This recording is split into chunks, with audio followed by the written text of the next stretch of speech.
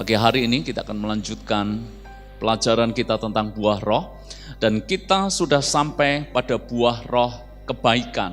Saya mengajak kita semuanya belajar di dalam Yakobus pasal yang kedua. Mari kita membaca ayat yang ke-14 dan seterusnya. Yakobus pasal yang kedua, mari kita membaca ayat yang ke-14 dan seterusnya. Dan kita akan belajar bersama-sama tentang kebaikan. Saya tunggu Anda menemukan ayat-ayat ini. Saya percaya bahwa ayat-ayat ini akan menggugah iman, pemahaman kita tentang apa sesungguhnya kekristenan yang Tuhan maksudkan bagi kita semuanya. Sudah ketemu? Kalau sudah, mari kita baca ayat ini. Apakah gunanya saudara-saudaraku jika seorang mengatakan bahwa ia mempunyai iman, padahal ia tidak mempunyai perbuatan? Dapatkah iman itu menyelamatkan dia? Jika seorang saudara atau saudari tidak mempunyai pakaian dan kekurangan makanan sehari-hari, dan seorang dari antara kamu berkata, "Selamat jalan, kenakanlah kain panas dan makanlah sampai kenyang," tetapi ia tidak memberikan kepadanya apa yang perlu bagi tubuhnya, apakah gunanya itu? Demikian juga halnya dengan iman. Jika iman itu tidak sertai dengan perbuatan, maka iman itu pada hakikatnya adalah mati. Tetapi mungkin ada orang berkata, "Padamu ada iman, dan padaku ada perbuatan." Aku akan menjawab dia, "Tunjukkanlah kepadaku imanmu itu tanpa perbuatan, dan aku akan menunjukkan kepadamu imanku dari perbuatanku." Di dalam Alkitab, kita harus mengerti bahwa antara iman dan perbuatan itu adalah hal yang harus sinkron. Anda tahu maksudnya sinkron? Sinkron itu terhubung. Sinkron itu menjadi satu. Iman tidak bisa dipisahkan dari perbuatan. Dan perbuatan pun harus disertai dengan yang namanya iman. Ibu bapak saudara semuanya, kita tidak bisa mengatakan bahwa kita mengasihi Tuhan, tetapi kita tidak mengasihi sesama. Itu artinya tidak sinkron. Kita tidak bisa berkata Tuhan itu baik kalau kita tidak menyalurkan kebaikan kita kepada sesama. Dan firman Tuhan berkata, kalau ada orang datang kepadamu dan orang ini lapar, bukan kita berkata Tuhan memberkatimu, selamat jalan. Tetapi Alkitab berkata harusnya kita memberikan roti kepadanya. Kalau ada orang yang kedinginan datang kepada kita, tidak bisa kita berkata kiranya Tuhan menghangatkan engkau. Kitalah yang harus memberikan pakaian kepadanya. Kalau ada orang asing datang kepada kita, tidak bisa kita berkata Tuhan kiranya menyertai engkau. Kitalah yang harus memberikan tumpangan kepadanya. Karena Yesus satu kali menceritakan hal yang sangat penting yang orang Kristen perlu dengar berulang kali. Hal tentang apa? Ketika ada orang yang lapar, ada orang yang haus, ada orang yang telanjang, ada orang asing datang kepada kita, kita tidak pernah tahu sesungguhnya Tuhan sendirilah orang itu yang sedang mendatangi kita. Sehingga ada orang yang bertanya kepada Tuhan, "Tuhan, kapan Engkau mendatangi aku?" Dan Tuhan menjawab, "Ketika aku lapar, Engkau tidak memberi aku makan. Ketika aku kedinginan, Engkau tidak memberikan aku pakaian. Dan ketika aku datang sebagai orang asing, Engkau tidak memberikan aku tumpangan." Artinya apa? Artinya ketika kita berbuat baik kepada sesama, ketika kita sedang melayani sesama, sesungguhnya kita sedang melayani Tuhan. Karena Tuhan justru ada pada orang-orang yang sederhana. Dan banyak orang Kristen, maaf saudara, kita ini kalau soal di gereja luar biasa. Beberapa soal memberi pekerjaan Tuhan luar biasa. Tetapi memberi kepada sesama, pelitnya luar biasa. Karena orang berpikir kalau saya memberi untuk gereja, memberi untuk pekerjaan Tuhan, maka sama halnya saya memberi kepada Tuhan dan Tuhan akan memberkati saya berlipat kali ganda. Tetapi kalau saya harus memberi kepada sesama, saya harus memberi kepada tetangga, mungkin dia pikir itu memberi kepada manusia. Dia tidak mengerti bahwa ketika kita memberi kepada manusia, sesama kita, Tuhan justru memperhitungkan hal itu sebagai kebenaran. Karena kita sedang melayani dan memberi kepada Tuhan secara langsung. Itu sebabnya antara iman dan perbuatan tidak bisa dipisahkan. Pohon yang baik akan dikenal melalui buah yang baik. Jadi kalau buah Anda baik, orang juga tahu, tidak usah kita berkata kita pohon yang baik. Hari ini saya mengajak kita belajar dari salah satu tokoh dalam Alkitab tentang kebaikan. Mari buka Alkitab saudara di dalam Rut pasal yang kedua ayat yang pertama. Hari ini tokoh yang akan kita pelajari sebuah teladan kebaikan di dalam Rut pasal yang kedua ayat yang pertama. Sudah ketemu? Nanti kita baca banyak dari Rut pasal kedua, mungkin kita akan baca loncat-loncat sesuai ayat yang kita akan perhatikan. Rut 2 ayat yang pertama, kita baca satu ayat ini dulu aja saudara. Naomi itu mempunyai seorang sanak dari pihak suaminya, seorang yang kaya raya dari kaum Elimelek, namanya Boas. Saudara, saya ceritakan sedikit latar belakangnya ya. Saya minta waktu 1 menit, 2 menit untuk menceritakan hal ini. Rut itu cerita tentang keluarga Elimelek. Elimelek punya istri namanya Naomi. Mereka punya 2 anak yang namanya Mahlon, Kilion. Kemudian ketika masa kelaparan datang, mereka yang sebetulnya ada di Bethlehem, Bethlehem ini rumah roti, tapi nyatanya tidak ada roti, ngalami kelaparan. Mereka pindah ke Moab. Mereka pikir di Moab keadaan mereka menjadi lebih baik. Ternyata tidak. Ketika mereka ada di Moab, keadaannya justru tambah buruk. Elimelek mati, anaknya yang 2, Mahlon, Kilion mati juga. Mahlon dan Kilion itu mengambil perempuan Moab, menikah dengan orang Moab. Mantu yang pertama itu bernama Orpa, yang kedua Rut, saudara. Lalu kemudian singkat cerita, Orpan pun pulang kembali ke kampungnya. Jadi tinggallah Rut dan Naomi. 2 orang ini kembali pulang ke kotanya. Kembali pulang dari Moab ke Bethlehem kembali. Dan ketika mereka pulang habis-habisan seperti itu, cerita ini mulai bergulir. Ada salah seorang daripada keluarga Elimelek, berarti keluarganya Naomi juga, bernama Boas. Boas itu siapa? Orangnya seperti apa? Kita belajar sama-sama. Alkitab berkata seorang yang kaya raya. Jadi kalau kaya itu biasa. Tapi kalau kaya pakai raya itu artinya kaya pakai banget. Ini benar-benar kaya. Ini Boas sudah sangat kaya, dan nanti kalau Anda baca kisah-kisah selanjutnya, Boas termasuk orang yang dihormati di kotanya. Memang kemungkinan besar orang kaya yang sangat kaya itu benar-benar dihormati di kotanya. Ini Boas, saudara. Lalu kemudian kita akan belajar kebaikan seperti apa yang ditunjukkan oleh Boas. Sekarang ini ada begitu banyak stereotip yang berkata bahwa orang kaya kebanyakan pelit. Siapa setuju? Halo? Yang ojek online seringkali berkata rumahnya magrok-magrok, gedong mewah. Tapi kalau kasih tips, pelitnya luar biasa. Sisa Rp1.000 aja diminta, saudara. Orang kaya. Makanya tidak heran kalau ada yang berkata, orang itu kalau tambah kaya, tambah pelit. Dulu belum kaya, lumayan murah hati. Tambah kaya, pelitnya luar biasa. Orang kaya punya stereotip orang yang suka sewenang-wenang.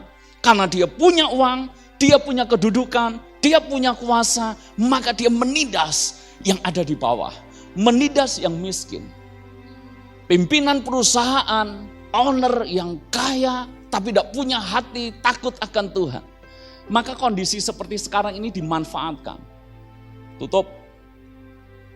Kalau mau lanjut kerja, buat tanda tangan, kontrak. dan seterusnya.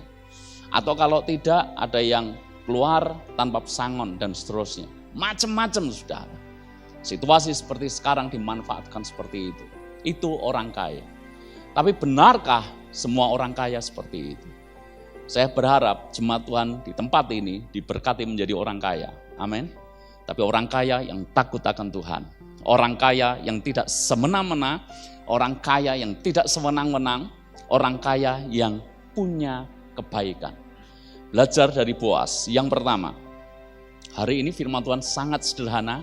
Sehari-hari kita bisa terapkan. Rut pasal yang kedua ayat yang keempat. Poin yang pertama adalah kebaikan itu terlihat dari kerendahan hati. Jadi kalau kita ingin mengeluarkan kebaikan, jadilah orang yang rendah hati. Ayat yang keempat dari Rut pasal yang kedua. Lalu datanglah Boas dari Bethlehem. Ia, maksudnya Boas, berkata kepada penyabit-penyabit itu, Tuhan kiranya menyertai kamu. Jawab mereka kepadanya, Tuhan kiranya memberkati Tuhan. Saudara-saudara, jadi Boas ini rupanya punya usaha pertanian. Hasilnya tentu saja jelai gandum, saudara. Cukup besar, maka punya pekerja yang banyak. Punya penyabit-penyabit. Jadi orang yang menuai pekerjaannya. Dan ini pegawai rendahan sebetulnya. Kalau di zaman sekarang ini buruh kasar, saudara. Tapi ayat yang keempat menulis dengan jelas siapa yang menyapa, siapa yang duluan menyapa. Di mana-mana setahu saya yang ada di bawah menyapa yang ada di atas. Betul saudara? Bos datang semuanya langsung selamat pagi Pak. Betul nggak? Halo? Anda masuk ke manapun selalu dalam pihak yang lemah itu menyapa yang kuat. Yang levelnya bawah menyapa yang tinggi. Yang levelnya tinggi menunggu disapa oleh yang levelnya lebih rendah. Tapi yang menarik dari Boas adalah dia yang pertama kali dulu menyapa. Cocok sekali jadi aser di gereja kita. Amin. Cocok sekali. Karena orang yang rendah hati itu orang yang baik. Dan orang yang rendah hati adalah orang yang ramah. Orang ramah, orang akan berkata, baik ya. Betul enggak?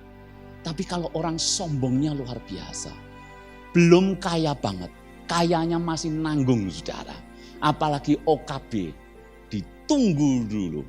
Dia tunggu dulu dapat sapaan baru dia balas. Kadangkala saja cara balesnya tidak sopan banget. Pagi Pak. Itu kayak Mario Teguh saudara. Bukan seperti itu cara menyapa yang baik. Membalas sapaan. Sapalah. Siapa menyapa siapa? Saya tanya kepada Anda. Kalau Anda ketemu siapa menyapa siapa? Belajarlah jadi orang yang ramah. Jemaat Tuhan, jadilah orang yang hangat. Amin. Kalau ketemu jemaat, Andalah yang pertama kali harus lebih dulu menyapa. Ramah. Saya ketika membaca ayat ini, saya kagum. Ini orang kaya, tetapi tidak sombong. Ini orang kaya mau turun ke bawah. Ini orang kaya mau merakyat. Ini orang kaya mau dekat-dekat dengan pegawainya yang sederhana. Bahkan masuk langsung ke perkebunan dan dia sapa penyabit-penyabitnya. Dengan sapaan yang bagus, saudara. Dia berkata, Tuhan kiranya menyertai kamu. Pekerja mana yang tidak senang, saudara? Ketika dikatakan, Tuhan berkati kamu. Itu kan sederhana. Tapi senangnya luar biasa. Karena perkataan itu doa, katanya demikian. Amin. Dan ketika kita berkata, Tuhan menyertai kamu. Tuhan memberkati pekerjaanmu. Kalau pekerjaan Anda pamit kepada Anda pulang, jangan lupa katakan terima kasih. Betul enggak? Ayo kita budayakan. Di sini juga sama. Saya belajar saudara di gereja, para pemimpin tidak jadi orang yang harus memerintah. Tidak, kita harus melayani. Dan kalau kita sudah dilayani mungkin sama-sama ada orang yang melayani di sini. Jangan pelit untuk kita berkata terima kasih. Ketika kita berkata terima kasih, itu bukan berarti posisi kita jadi langsung turun, saudara. Ketika Anda menyapa duluan, itu tidak membuat level Anda turun. Justru ketika Anda menyapa duluan, maka orang akan melihat bahwa kita orang yang rendah hati. Kita orang yang baik hati dikenal, saudara. Lalu kemudian kebaikan itu terlihat dari kerendahan hati Boas. Ayat yang ke-14 sekarang. Ayat yang ke-14.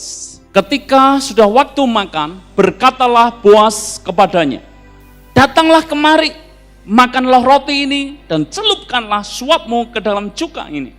Lalu duduklah ia di sisi penyabit-penyabit itu, dan Boas mengunjukkan bertih gandum kepadanya.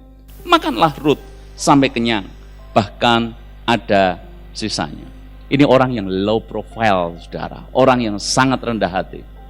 Ini bos mau makan bersama pekerjanya, pekerja yang bahkan rendahan, makan satu meja, dan dia panggil pekerja-pekerjanya, ayo datang kemari, makan di sini.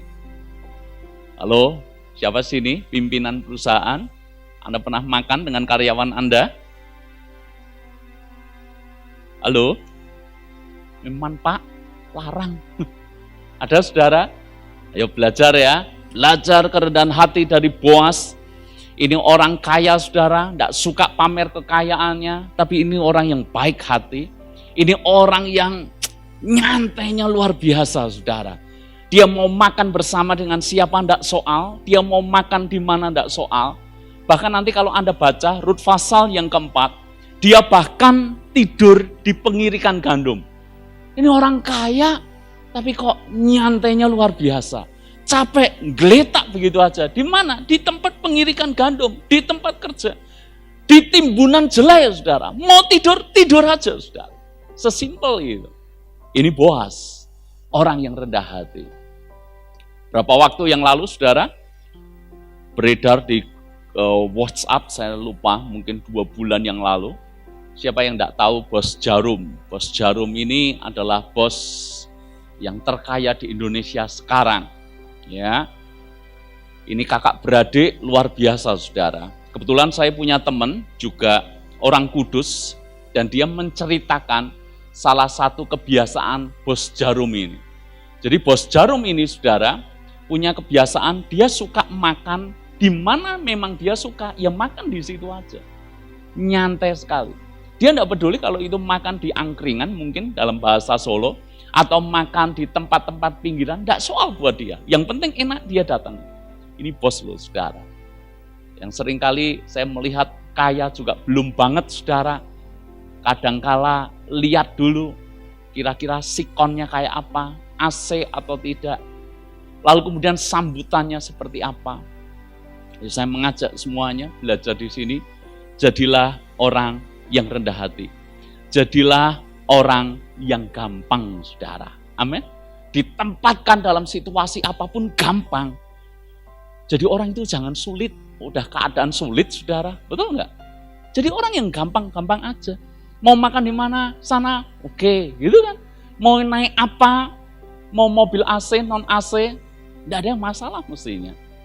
Halo? Besok kalau kita retreat, naik bis bareng. Bis kok AC-nya enggak dingin. Di rumah aja dipasang, saudara. Bis kok tahunnya enggak baru. Kalau makan, misalnya kita bikin retreat, menunya enggak cocok. Ya 3 hari aja kok, saudara. Enggak cocok ya enggak apa-apa, saudara. Saya biasa makan daging.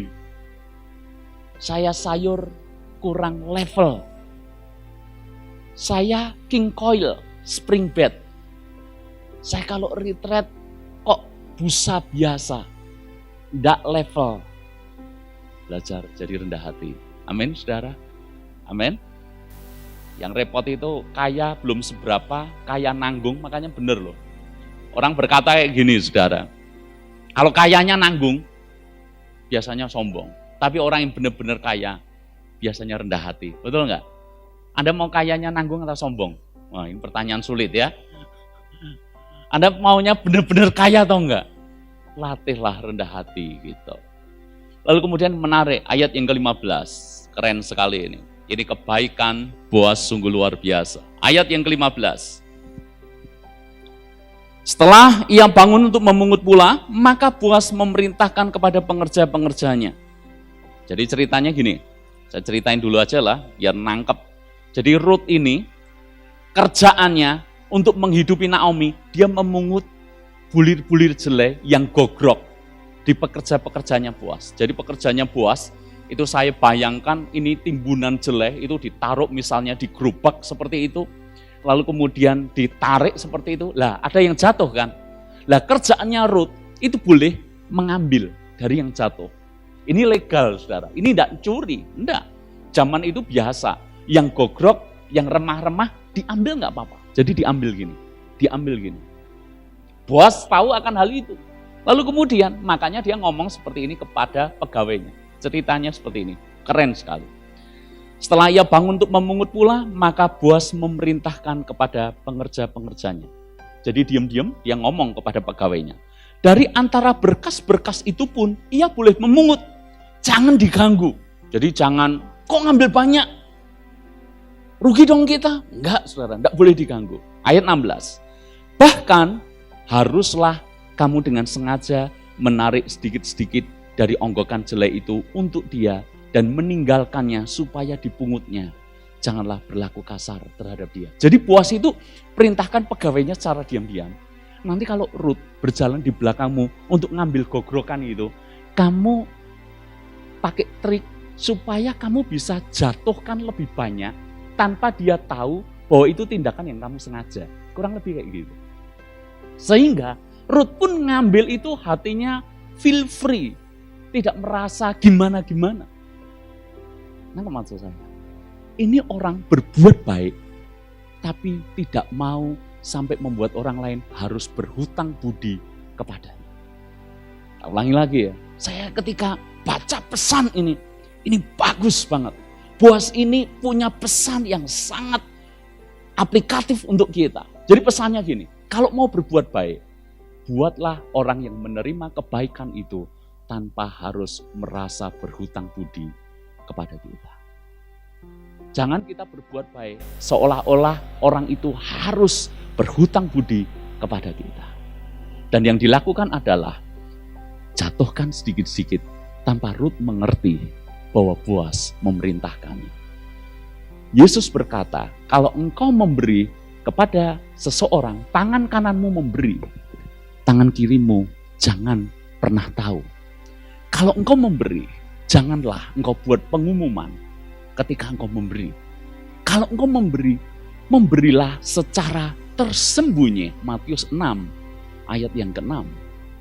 Kalau engkau memberi, memberilah dengan diam-diam.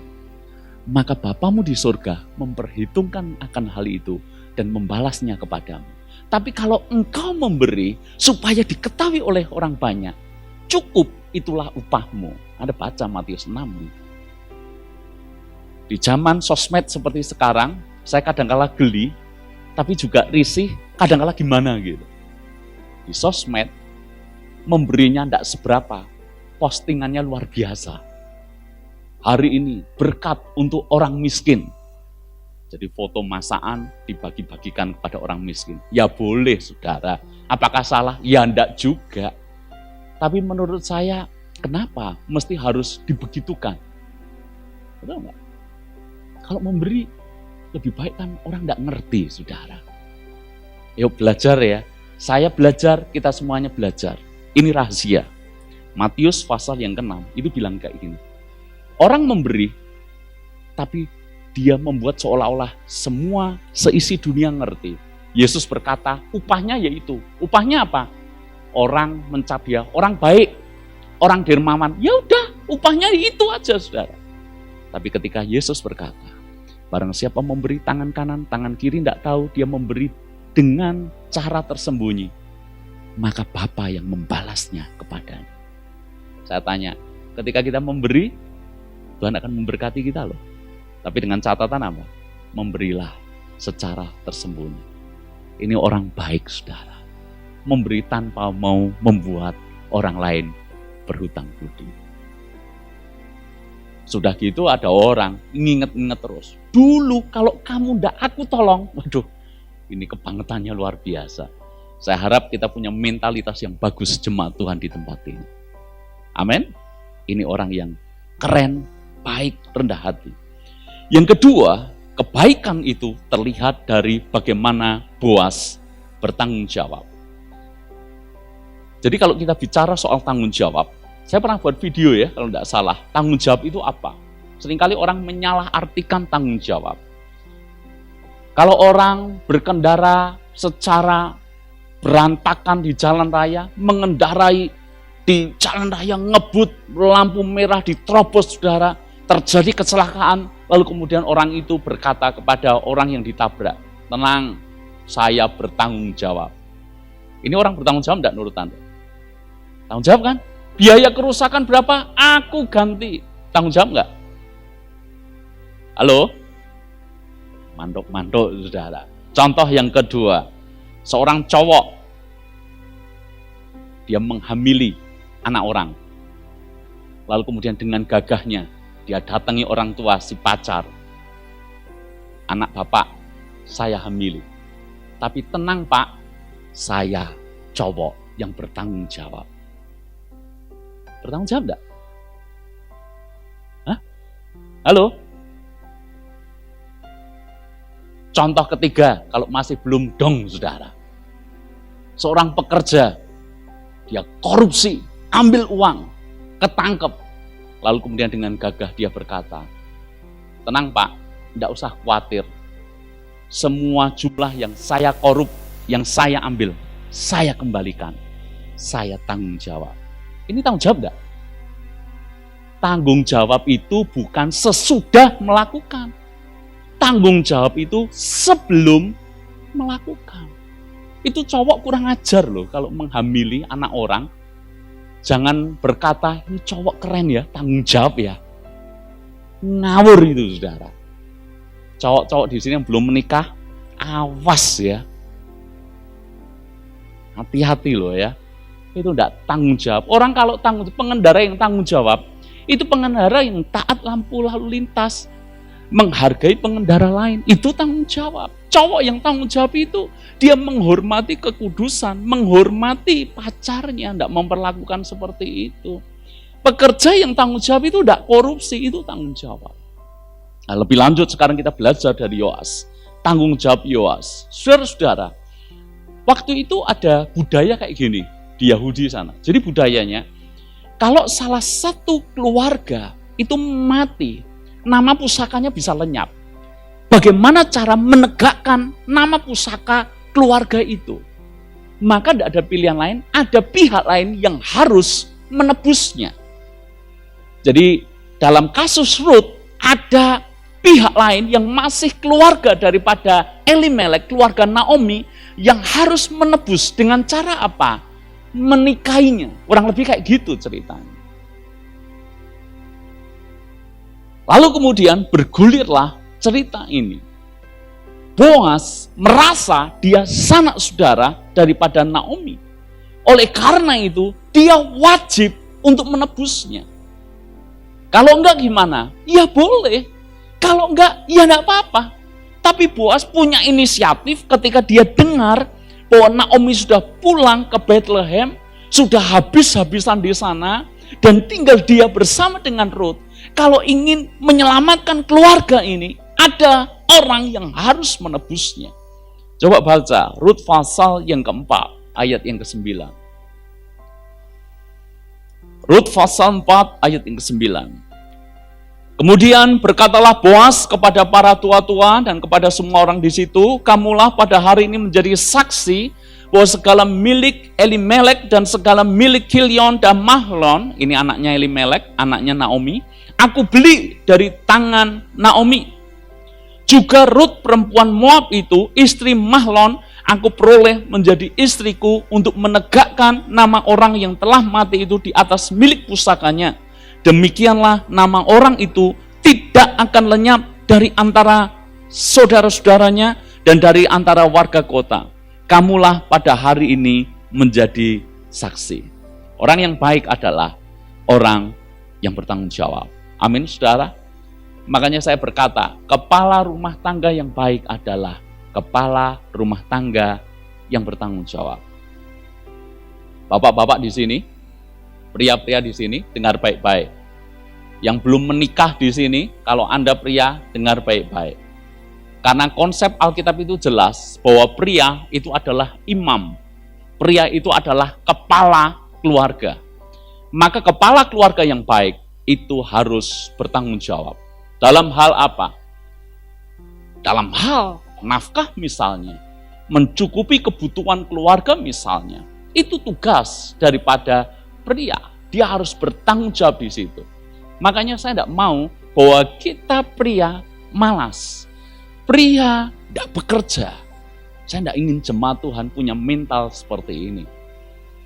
Kalaupun mungkin penghasilan istri Anda lebih besar, tidak jadi soal. Istri Anda tetap harus menghormati suami Anda. Tetapi Anda tetap harus lakukan sesuatu. Tidak boleh istri Anda mungkin sudah punya pekerjaan mapan misalnya, lalu kemudian merasa cukup oleh penghasilan istrinya, maka yang pria kerjaannya cuma mancing aja. Pagi nyepeda, siang mancing, malam touring. Jangan saudara, kerja. Hasilnya tidak seberapa, tidak soal. Karena yang Tuhan tuntut itu sebetulnya apa yang kita lakukan. Amin saudara. Ini tanggung jawab. Saya mengajak kita semuanya jadi orang yang bertanggung jawab. Jadilah pemimpin yang baik. Pemimpin yang baik adalah pemimpin yang bertanggung jawab. Saya berharap Anda, para bisnismen di gereja ini, dalam situasi seperti ini tidak mencari keuntungan, tapi memikirkan karyawan Anda. Saya bersyukur bahwa saya cukup kenal dekat dengan beberapa di antara saudara yang punya karyawan. Saya bersyukur Anda orang yang bertanggung jawab. Kami juga sama. Kami punya tanggung jawab di spirit puluhan orang yang kami harus hidupi saudara dalam situasi berat seperti ini. Tapi pemimpin yang baik adalah apapun mereka harus tetap makan. Apapun mereka harus bisa, keluarganya hidup dan seterusnya. Ini pemimpin yang bertanggung jawab. Pelayan Tuhan di sini, saya serempet sekalian, pelayan Tuhan yang baik adalah pelayan Tuhan yang bertanggung jawab. Dikasih kepercayaan, bertanggung jawab. Yang paling repot adalah orang dikasih kepercayaan, tapi tidak ambil tanggung jawab. Bahasa Jermannya adalah the Merkingkong, you know. Merkingkong. Kalau tidak dijadwal, nanti ngambek, tersinggung. Tapi di jadwal, tidak tanggung jawab. Itu repot. Makanya saya lebih suka, misalnya Anda merasa bahwa ini pelayanan yang tidak cocok dengan bidang Anda. Lalu kemudian Anda berkata kepada saya, kepada Pak Andi, kepada istri saya, kemudian berkata, maaf sekali ya, ternyata saya kurang menikmati pelayanan ini. Mungkin kalau ada pelayanan yang sesuai dengan minat saya, karunia saya bisa ditempatkan di sana. Itu baik saudara. Daripada kita semuanya dijadwal, tapi aras-arasan untuk melakukannya. Kita serba sungkan, kita melakukan setengah-setengah, akibatnya tidak tanggung jawab. Akibatnya jemaat tidak terlayani dengan baik. Akibatnya jemaat tidak terberkati dalam pelayanan kita. Orang yang tanggung jawab misalnya, kalau WL, singer, pemain musik, latihan yang baik. Kalau sudah sepakat lagunya ini di rumah diulik, dipelajari dulu. Ini orang yang bertanggung jawab menurut saya. Saya juga belajar bertanggung jawab. Ketika saya menggembalakan, saya belajar bertanggung jawab. Saya dipercaya untuk khotbah, saya tanggung jawab. Sebetulnya bisa aja saudara, khotbah muter-muter. Bisa aja saudara. Betul enggak? Tapi saya tidak mau. Saya belajar kalau mau dipercaya Tuhan hal yang lebih besar, saya harus setia dengan hal yang lebih kecil dengan tanggung jawab. Kenapa Daud dipercayakan domba-domba, yaitu umat Israel? Jutaan umat Israel digembalakan oleh Daud. Kenapa Tuhan kasih kepada Daud? Karena Daud lebih dulu setia menggembalakan domba yang cuma 2-3 ekor. Saya punya keyakinan seluruh hamba Tuhan di sini, pelayan Tuhan di sini, kalau kita setia dengan seberapapun jemaat yang Tuhan percayakan kepada kita di titik kita sekarang, Nggak usah minta-minta, nggak usah nyerobot, ngambil dombanya orang. Nanti domba itu akan berdatangan dengan sendirinya. Asal tanggung jawab. Kalau gembala sediakan rumput yang hijau kepada domba-dombanya, udahlah percaya. Dombanya tidak mungkin akan pindah ke rumput tetangga. Sekalipun rumput tetangga terlihat lebih hijau. Terlihat lebih hijau, tidak benar-benar hijau. Yang imitasi itu juga ada. Rumput sintetis, lebih hijau saudara. Enggak lah. Percayalah hamba Tuhan di sini, ayo layani jemaat dengan baik. Kita tanggung jawab. Pastilah Tuhan akan percayakan yang lebih besar. Amin. Kalau kita melayani tidak baik, ya jangan ngamuk kalau dombanya pindah ke rumput tetangga yang lebih hijau. Dan kalau kita sudah layani dengan baik, saya belajar tanggung jawab dengan baik, lalu kemudian ada domba yang pingin ke rumput tetangga, ya enggak apa-apa, ya boleh-boleh aja saudara. Enggak perlu jegrak saudara. Wah, udah tenanan, udah tak besok, namanya ku sebut dalam doaku. Lalu kemudian pindah gereja, ya enggak apa-apa saudara. Tulus dari hati saya yang paling dalam. Puji Tuhan, bebanku hilang satu lagi saudara ya. Saya berharap yang sulit-sulit ini loh saudara. Yang baik-baik janganlah. Tidaklah semua jemaat baik saudara. Yang maksud saya adalah, jadilah orang yang bertanggung jawab. Yang ketiga, kebaikan itu harus tulus. Jadi kebaikan itu terlihat dari kerendahan hati. Kebaikan terlihat dari tanggung jawab. Kebaikan itu terlihat dari ketulusan. Kira-kira Boas itu mengambil Rut, itu gara-gara jangan-jangan Boas itu jatuh cinta pada pandangan pertama. Betul nggak? Lalu kemudian dia berkata, kalau gitu aku tebus dia aja. Ini ada maunya namanya. Apakah benar Boas lakukan itu? Dia menebus gara-gara dia pengen dapat Rut. Karena cinta kepada Rut. Cinta mungkin ya. Alkitab tidak tulis kan?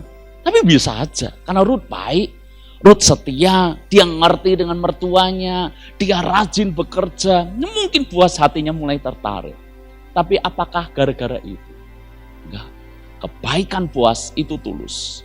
Buktinya apa? Ya kita baca ayatnya.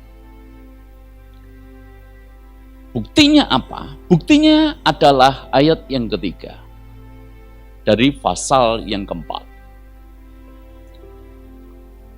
Oke, sudah ketemu? Rut pasal yang keempat, ayat yang ketiga.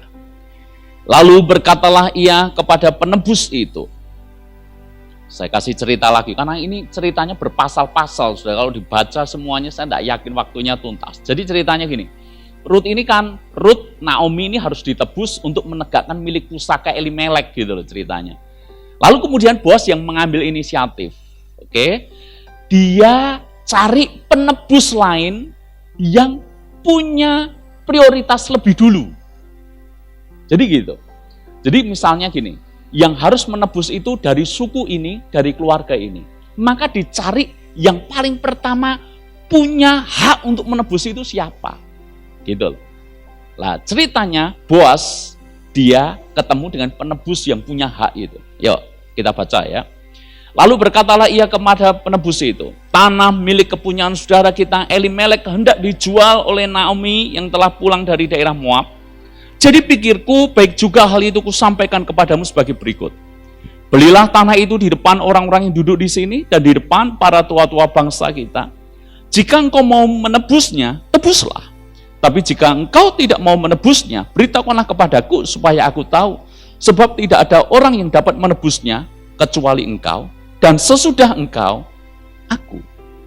Lalu berkatalah ia, aku akan menebusnya. Saya tahu mungkin di titik ini hati Boas, dek. Betul nggak? Dia kasih tahu kepada penebus yang punya hak. Ini loh, keluarga Elimelek, Naomi ini harus ditebus, milik pusakanya harus dibeli dan seterusnya. Yang paling punya hak pertama itu kamu, dan sesudah itu aku. Kalau kamu mau menebusnya, tebuslah. Tapi kalau enggak, aku nanti yang menebus. Gitu. Dan ketika mendengar jawaban penebus itu, aku mau. Nah, sekarang lihat ayat selanjutnya. Tetapi kata Boas, pada waktu engkau membeli tanah itu dari tangan Naomi, engkau memperoleh Rut juga, perempuan Moab, istri orang yang telah mati itu, untuk menegakkan nama orang itu di atas milik pusakanya. Lalu berkatalah penebus itu, jika demikian aku ini tidak dapat menebusnya, sebab aku akan merusakkan milik pusakaku sendiri. Aku mengharap engkau menebus apa yang harusnya aku tebus, sebab aku tidak dapat menebusnya. Lah, kelihatan kan? Jadi penebus ini maunya yang baik tok, yang enak tok. Ketika Boas berkata, oke, kamu boleh menebus keluarga Naomi, tanahnya kamu beli dan seterusnya, tapi Rut ini juga kamu harus ikut. Ini bundling satu paket. Dan ketika dengar bahwa Rut, perempuan Moab itu harus juga diperistri, tiba-tiba penebus ini berkata, aku ya enggak mau. Aku maunya tanahnya aja. Rut, aku enggak mau tanggung jawab. Kenapa? Perempuan Moab, perempuan asing. Ini akan merusakkan milik pusakaku. Jadi waktu itu ada kelompok Yahudi yang berpikir bahwa rasnya itu harus murni. Enggak boleh kecampuran gitu loh saudara. Enggak mau. Karena enggak mau, Boaslah yang akhirnya menebusnya. Jadi penebus yang pertama ini ceritanya pengen enaknya, tapi enggak mau yang enggak enak. Tapi Boas ini satu paket, dia tebus semuanya. Tulus dia lakukan itu saudara, tanpa pamrih. Saya mengajak kita belajar di sini. Kalau kita menolong orang, belajarlah tanpa pamrih. Tulus. Sekalipun saya tahu sulit, saudara. Menolong dengan tulus, itu sulit. Betul nggak? Weslah, aku tolong kamu. Mana tanahmu? Aku beli nggak apa-apa. Kelihatannya nolong, tapi dia berpikir, mumpung murah, butuh duit. Betul nggak? Sehingga kita seneng banget. Kalau ada iklan, BU, butuh uang. Sudah butuh uang, tekan luar biasa. Betul nggak? Mumpung butuh uang. Kan mestinya mumpung butuh uang dibayar mahal, gitu kan? Halo? Saya tanya, ayo realnya yang mana? Butuh uang dibayar mahal, apa mumpung butuh uang diperes habis-habisan? Yang mana, saudara? Kan hukum ekonomi, Pak. Belajar tulus, saudara. Memberi, saya sendiri juga praktek ini tidak gampang. Ketika di pinggir jalan, di perempatan jalan, ada orang minta-minta. Saya kadang-kala memberi, tapi kadang-kala nggak tulus. Kenapa? Dia pakai icik-icik, tapi ujungnya paku yang tajam, saudara. Tahu maksudnya? Cik-cik-cik, kalau nggak memberi, gores. Daripada saya resiko mobil saya kena gores, saya memberi. Tulus enggak? Saya memberi demi keamanan saya. Enggak tulus. Nah, banyak orang mungkin melakukan praktek-praktek seperti ini juga, saudara. Memberi cuma ingin dianggap baik, padahal enggak ingin memberi. Menolong sebetulnya juga males, tapi cuma karena ini, cuma karena itu. Dan motifnya pun macam-macam. Belajar, saudara, melakukan kebaikan dengan tulus. Bagian yang akhir saya mau ngomong seperti ini. Di dalam kekristenan, semuanya itu terlihat mungkin mudah. Karena apa? Semuanya kasih karunia. Saya bersyukur bahwa dalam kekristenan, percaya Yesus mudah karena kasih karunia. Percaya Yesus diselamatkan. Semudah, sesimpel itu. Tapi Anda dan saya harus tahu bahwa di zaman kasih karunia, itu standar yang Tuhan tetapkan itu beda. Kalau zaman Taurat, orang bisa dikatakan berzina kalau sudah mengambil wanita itu bersetubuh dengan dia berzina. Tapi Yesus berkata, barang siapa memandang wanita dan mengingininya, dia sudah berzina dalam hatinya. Kalau standar Taurat adalah mata ganti mata, gigi ganti gigi, boleh balas setimpal dengan apa yang orang itu lakukan kepada kita. Tapi Yesus kasih standar baru. Doakan musuhmu, kasihi musuhmu. Kalau engkau ditampar pipi kirimu, berikan pipi kananmu, dan seterusnya. Lah, satu standar kebaikan lagi yang Tuhan ajarkan di zaman kasih karunia. Yakobus 4 ayat yang ke-17. Ayat yang terakhir buat kita semuanya. Dan saya akan selesai di ayat ini. Yuk kita baca sama-sama. Yakobus 4 ayat yang ke-17. Sudahkah ketemu? Oke, 2, 3. Jadi, jika seorang tahu bagaimana ia harus berbuat baik, tetapi ia tidak melakukannya, ia berdosa. Ini kalau dalam hukum-hukum pidana, ini lemah, tidak ada kekuatan hukumnya. Karena setahu saya di hukum manapun berlaku, orang kalau melakukan baru bisa dipidanakan. Orang kalau melakukan baru bisa dianggap salah. Tapi Yesus mengajar kita, Alkitab mengajar kita. Ini belum melakukan, tapi justru karena tidak melakukan, bisa salah di hadapan Tuhan. Ayatnya berkata apa? Jika kita tahu berbuat baik dan kita tidak melakukan, kita berdosa kepada Tuhan. Jika kita tahu sesama kita butuh ditolong dan kita tidak menolong, kita berdosa kepada Tuhan. Jika kita mengerti kita harus melakukan ini untuk menyatakan kebaikan, tapi kita menahan kebaikan itu, di hadapan Tuhan kita berdosa. Saya tahu tidak gampang, saudara, tapi justru ini menjadi standar kehidupan orang percaya untuk melakukan kebaikan. Dan kabar baiknya adalah tidak ada perbuatan baik yang sia-sia. Galatia 6, ini yang benar-benar terakhir, saudara. Saya lupa. Galatia 6 ayat yang ke-8, ini benar-benar terakhir. Ayo, kabar baik buat kita. Galatia 6 ayat yang ke-8. Sebab barang siapa menabur dalam dagingnya, ia akan menuai kebinasaan dari dagingnya. Tetapi barang siapa menabur dalam roh, ia akan menuai hidup yang kekal dari roh itu. Janganlah kita jemu-jemu berbuat baik, karena apabila sudah datang waktunya, kita akan menuai jika kita tidak menjadi lemah. Karena itu, selama masih ada kesempatan bagi kita, marilah kita berbuat baik kepada semua orang, tetapi terutama kepada kawan-kawan kita seiman. Bagaimana dengan Boas? Ia menabur kebaikan, tapi ia juga menuai kebaikan pada akhirnya. Dan Anda tahu, tuaian itu selalu jauh lebih besar daripada apa yang ditaburkan.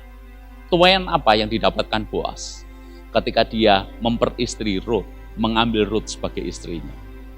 Anda pelajari Matius pasal pertama, itu silsilah daripada Tuhan Yesus. Dan cukup mengagetkan bahwa ternyata Tuhan Yesus lahir dari garis keturunan Boas dan Ruth. Boas memperanakkan Obed. Obed memperanakkan Isai. Dan Isai memperanakkan Daud. Jadi Boas itu adalah kakek buyutnya daripada Daud. Dan Daud melahirkan raja Israel. Sampai kemudian Tuhan Yesus Kristus itu lahir dari keluarga Daud, dari silsilah ini. Makanya kalau Natal kita tahu Yesus anak Daud. Ceritanya di sini. Berarti Yesus itu kalau diurut-urut nenek moyangnya adalah Boas dan Ruth.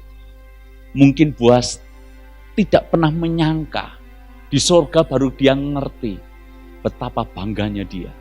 Kebaikan yang dulu dia tabur, akhirnya dia tuai. Tuaiannya luar biasa. Dari keturunannya lah raja-raja Israel ada. Saya tutup dengan sebuah kisah nyata yang terjadi di tahun 1800-an di Amerika. Ini cerita lama, kisah nyata, tapi sangat memberkati saya. Dan saya berharap Anda ketika mendengar cerita ini, Anda tergugah untuk melakukan kebaikan. Seorang anak kecil, ini anak miskin, dia sedang menjajakan barang dagangannya door to door. Karena anak kecil miskin lagi, Anda bisa bayangkan anak kecil udah kerja gitu berarti kondisinya benar-benar berat, saudara. Dan di siang hari dia laparnya luar biasa. Dan karena dia merasa sangat lapar, tidak ada uang, lalu kemudian dia berniat untuk minta makan kepada rumah yang pintunya diketok. Ketika pintu itu dibuka, lalu kemudian terlihatlah seorang wanita. Dan dia merasa bahwa ini ya keluarga biasa aja. Makanya anak miskin ini mengurungkan niatnya untuk minta makanan. Sebaliknya dia minta minum air putih saja. Dia minta kepada wanita itu, bisakah aku diberikan air putih untuk aku bisa minum? Lalu kemudian wanita ini mempersilahkan duduk dan kemudian wanita ini keluar. Tidak membawa air putih, tapi membawa segelas susu untuk dia minum. Dan akhirnya singkat cerita anak miskin ini minum susu itu. Susu itu kalorinya lumayan tinggi. Jadi sebetulnya sama saja dia makan, saudara. Belasan tahun berlalu, saudara. Puluhan tahun berlalu. Kemudian anak ini ternyata setelah dewasa, dia menjadi seorang dokter yang bernama Howard Kelly. Ini kisah nyata, saudara. Dan dia tidak aja dokter biasa, ini dokter spesialis. Dokter yang sangat dihormati. Kalau ada penyakit-penyakit aneh, dibawa ke Howard Kelly ini. Dan satu kali ketika Howard Kelly ini praktek, saudara, dia mengetahui ada seorang wanita yang mengalami penyakit sangat langka. Dan dihadapkan kepadanya. Dia tidak pernah lupa bahwa ini adalah wanita yang dulu pernah memberinya segelas susu. Tapi wanita itu tidak ngerti, saudara. Karena dulu masih kecil. Dia berjuang habis-habisan untuk dia menolong wanita ini, menyelamatkan wanita ini. Singkat cerita, wanita ini sembuh. Sekalipun sembuh, senang. Tapi wanita ini juga deg-degan. Deg-degannya apa? Ketika nanti lihat tagihan. Kalau penyakit biasa aja mahal, ini apalagi penyakit langka, tindakannya lama. Dia deg-degan, berapa nanti biaya yang harus dia bayar. Kemudian perawat memberikan nota tagihan kepada dia. Sambil deg-degan, dia kemudian buka amplop tagihan itu. Dan memang terlihat tagihan itu jumlahnya sangatlah besar. Kaget, kok besarnya luar biasa. Tapi lebih kaget lagi ketika di bawah ada sebuah note, tulisan yang berkata, sudah lunas dibayar oleh segelas susu. Baru kali ini, bayar mahal, bayarnya cukup dengan segelas susu. Dengan kata lain, Dr. Howard Kelly ini, dialah yang menanggung pembayaran itu. Karena dia membalas, dulu ada orang yang memberinya segelas susu di saat-saat sulit dalam hidupnya. Anda boleh percaya atau tidak, tapi hukum tabur tuai seperti ayat yang kita baca, itu berlaku sampai detik hari ini. Tidak pernah orang kehilangan hal yang baik kalau dia melakukan kebaikan. Orang yang murah hati akan beroleh kemurahan dari Tuhan. Saya mengajak jemaat di tempat ini, bukan jadi jemaat yang pelit, tapi murah hati. Bukan jadi jemaat yang egois, yang self-centered, tapi jadi jemaat yang selalu ingin berbagi kebaikan dengan orang-orang yang ada di sekeliling kita. Anda tidak usah minta, Anda tidak usah tunggu. Ada titik tertentu. Kalau Anda review kembali, berkat Tuhan yang dilimpahkan kepada Anda, kepada saya, jangan-jangan karena dulu mungkin quote on quote segelas susu yang kita berikan kepada sesama kita. Kita tidak pernah tahu ketika engkau menolong tetanggamu yang sedang butuh sesuatu, Tuhan memperhitungkan itu sebagai sebuah taburan. Mungkin belasan tahun, puluhan tahun, Anda baru menuainya. Bahkan kalaupun Anda tidak menuainya, keturunan Anda yang akan menuainya. Amin, saudara. Saya mengajak kita jadi orang yang penuh dengan kebaikan. Karena Tuhan adalah baik kepada kita semuanya. Tutup Alkitab Anda. Mari kita berdoa.